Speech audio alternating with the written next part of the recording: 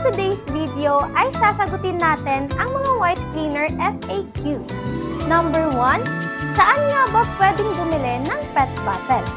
Pwede po kayong bumili sa may malapit na refilling station, palengke, or mag-reuse po tayo ng recycle bottle. Paalala lamang po, si Wise Cleaner ay hindi nagbebenta ng PET bottle through TikTok, Shopee, at Lazada dahil ito po ay bulky.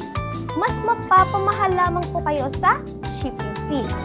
Pwede po kayong pumunta sa aming warehouse kung malapit lang po kayo sa aming location.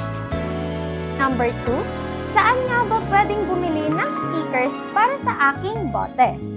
Available po ito sa aming TikTok, Lazada, at Shopee.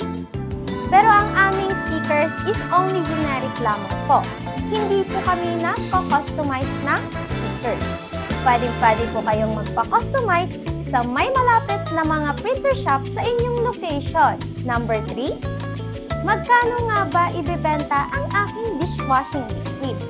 Pwede itong ibenta ng 35 to 45 pesos per liter, depende sa inyong costing, location, or pati na rin sa mga competition sa inyong area. At yun ang ating Wise Cleaner FAQs. Naniniwala ako, you can feel it yourself.